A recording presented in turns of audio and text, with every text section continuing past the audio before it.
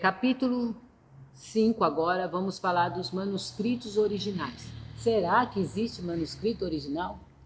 Existiu, mas na atualidade aqui, de Moisés aqui, não existiu. Possivelmente foram queimados nas guerras ou foram enterrados. Mas o que a lição vai dizer é que essa questão de original não tem muita importância. Na verdade, é até um meio que Deus criou para que não houvesse idolatria com relação aos escritos. Porque o homem tem facilidade em fazer idolatria, né? Tem facilidade em criar monumento. No caso até do corpo.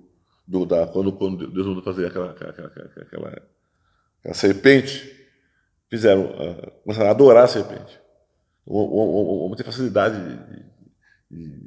de adorar as coisas e Deus abomina esse tipo de atitude e até o ponto de ter escondido o corpo de Moisés. De Moisés. Então não existem os originais. O que existe são cópias, e nós vamos ver aqui no próximo, na sequência, como essas cópias eram feitas. Tá? É igual hoje, você pega o seu RG, você vai no cartório, você tem que levar o original, e se tira uma xerox, eles batem uma autenticação. Isso quer dizer o quê? Foi tirado da original. Então, da mesma forma, Deus ele trabalhou para que o homem não pecasse. Deus não tem desejo e não aceita a idolatria do livro. Né? Há pessoas que idolatram o livro, mas não é esse o propósito de Deus. O propósito é que a palavra de Deus ela esteja no seu coração, que ela esteja dentro de você e faça parte da sua vida, do seu viver diário. Né? Por isso que fala o pão diário, o pão nosso de cada dia nos dai hoje. A Bíblia é para ser lida, praticada e não idolatrada, tá certo? Então você vai ver aqui, nós não temos manuscritos originais, nós temos como originais, tá certo? Os originais eram enterrados e não queimados, enterrados e não havia mais acesso a eles. Então nós temos aí manuscrito hebraico do Velho Testamento, que foi encontrado no Mar Morto, tá? Nós vamos falar isso mais para frente também. Mas como era feito a cópia desses manuscritos?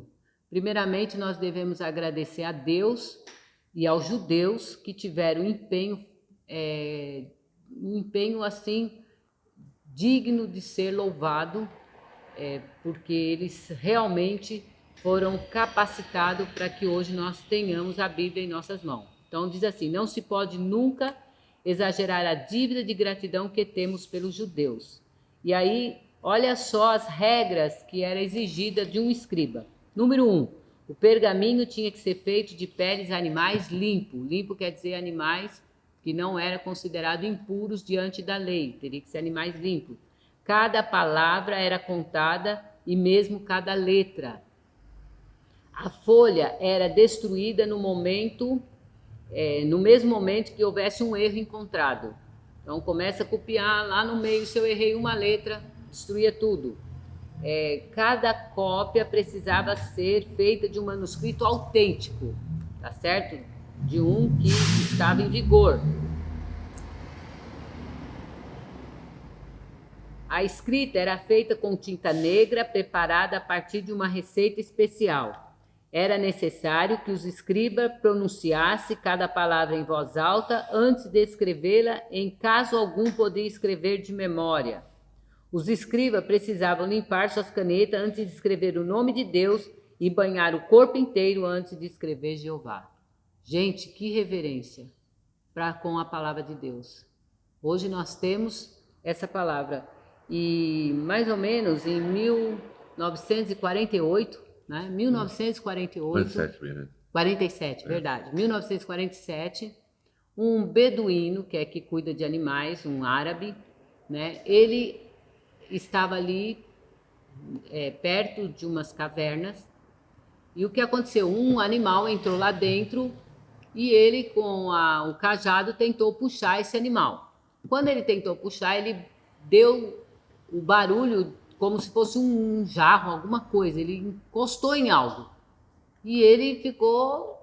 O que tem aí dentro? Quando ele se agachou para ver, que ele entrou dentro desse lugar, era um cômodo, como fosse uma estante, uma biblioteca, cheia de prateleiras e rolos, né? Porque como era pele de animal, durante 1.500 anos não se deteriorou. A tinta, olha, tinta especial, olha Deus trabalhando com a humanidade. Ela não se destruiu, não apagou, né? E ele, o que ele fez? Agora ele começou a pegar pedaços desses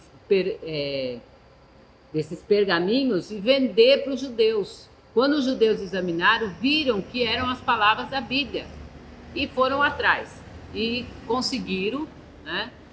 Durante um tempo de pesquisa, eles descobriram 11 cavernas. Chama-se Cavernas de Qumran.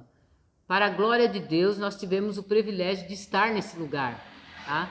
Na Caverna de Qumran, onde acharam 11 bibliotecas, acharam todos os livros da Bíblia e também outros livros da nação. E os judeus, em 1948, estavam voltando a ser nação, por causa da Segunda Guerra Mundial, e eles tiraram todas as dúvidas referente ao Deus Criador. Realmente Deus existe, realmente a Bíblia é a verdade, não mudou nenhuma letra de que Moisés escreveu 1.500 antes de Cristo. Tá? Nada foi acrescentado e nem tirado. Então você hoje, você está com a Bíblia na mão, pode ter certeza que é o livro mais fidedigno que existe.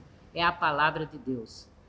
E eu quero finalizar lendo as palavras de Jesus em Lucas 44, 24, 44 e também as palavras de um rabino.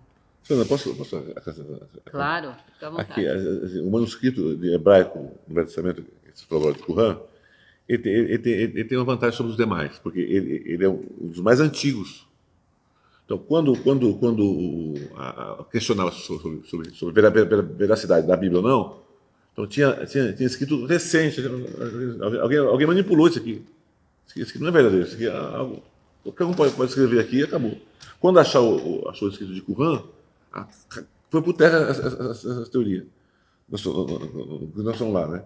Então, livros de milhares de anos antes, e a cópia bate com as cópias atuais. Não há diferença. Não há diferença. Então com isso aí, o cristianismo passou a ter uma credibilidade ainda maior. Isso é maravilhoso. Isso é o amor de Deus para com a humanidade, porque o livro é de Deus para nós, né? Como entenderemos Deus se não for através da sua palavra? Então, olha só o que diz em Lucas 24, 44. São essas palavras que vos disse estando ainda convosco, que convinha que se cumprisse tudo o que de mim estava escrito. Aonde?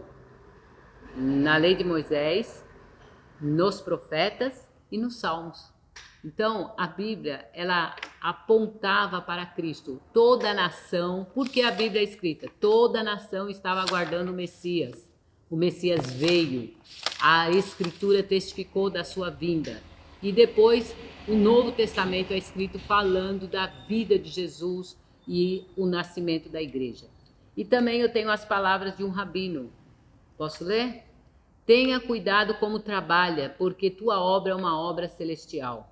Cuidado para não omitir nem aumentar uma só letra de seus manuscritos, porque fazendo isso, tu serás um destruidor do mundo.